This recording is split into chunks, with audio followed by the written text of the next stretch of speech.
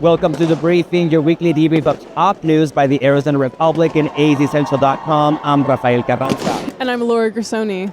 This is it. The Republican National Convention is finally over. We heard from Donald Trump. He gave his acceptance speech. It was a long speech, a little over 90 minutes, quite long. What did you make about the speech, Laura? Rafa, my main reaction was, Donald Trump spoke to us today not just as a historic figure, not just as someone who has changed the face of American politics, but as a person who has just gone through a near-death experience.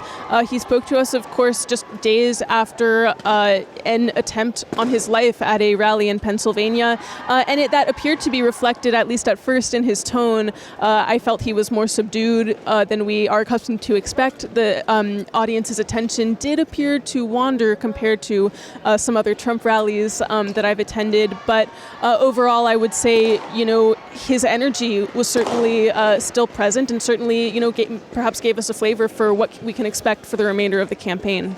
And, so it's important to note that he kicked off his speech recounting what happened that during that assassination attempt is the first time that he broaches this subject. And of course, he went into detail about what happened at the moments after that bullet grazed his ear. And something else that stood out to me is that, he ended up showing the graph that he was talking about during that rally in Pennsylvania. They pulled up the graph here during the convention speech, and he even pointed to that and kind of said that because of that, he's able to be here today. That graph, of course, talking about border and immigration, and that was one of many topics we heard today. Obviously talking about the economy, that big issue, the top issue probably for most votes across the entire United States as well as Arizona. But of course, the border. He also took jabs at the Biden administration and not necessarily naming Biden or not calling him by name, which I thought was pretty interesting. But a lot of there as well. What else stood out to you from this speech?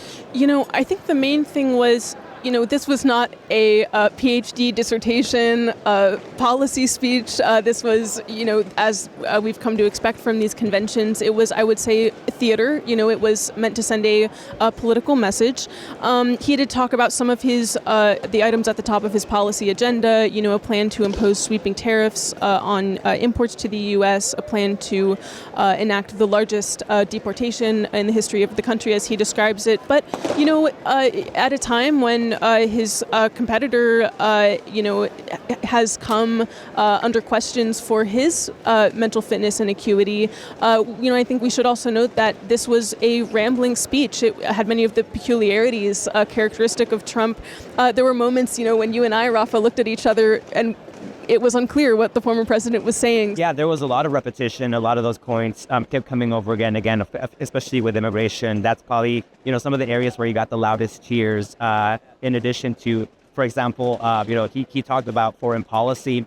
And in that particular aspect, he was talking about, his relationship with a lot of these dictators like Vladimir Putin, like Kim Jong-un from North Korea, even Omar from Hungary, and talking about kind of the great relationship that he has with them and how he plans to use those relationships to his advantage, if he's granted that second term at the White House. So definitely a lot to kind of digest from that speech. But, this is just kind of the starting point, at least for like the general campaign. Arizona obviously is going to be a very big focus, not just for Republicans, but also for Democrats. What do you anticipate, for the next few weeks in terms of, the impact to Arizona? I think it's really hard to assess. I think this is an election cycle where so much is up in the air. Even the Democratic presidential nominee, if a Republican nominee who is now a convicted felon. I mean, to me, it just breaks the historical scripts that we've relied on. We don't know how accurate polling is at this point. I think certainly all that I feel comfortable saying, at least, is that this is an unprecedented historic moment. And of course, Arizona being one of the battleground states, we're expecting a lot of attention and potential visits from Trump as well. He certainly visited, very often during the 2020 election. That's something that we might expect to see again, especially throughout, Arizona, Nevada, a lot of the Midwest, especially now that J.D. Vance is his running mate. So certainly we'll have a lot to talk about. This kind of wraps up our participation here at the RNC in Milwaukee. We will be back with you all as well at the Democratic National Convention in Chicago. For the latest on all political news, stay tuned to azcentral.com. See you again next time.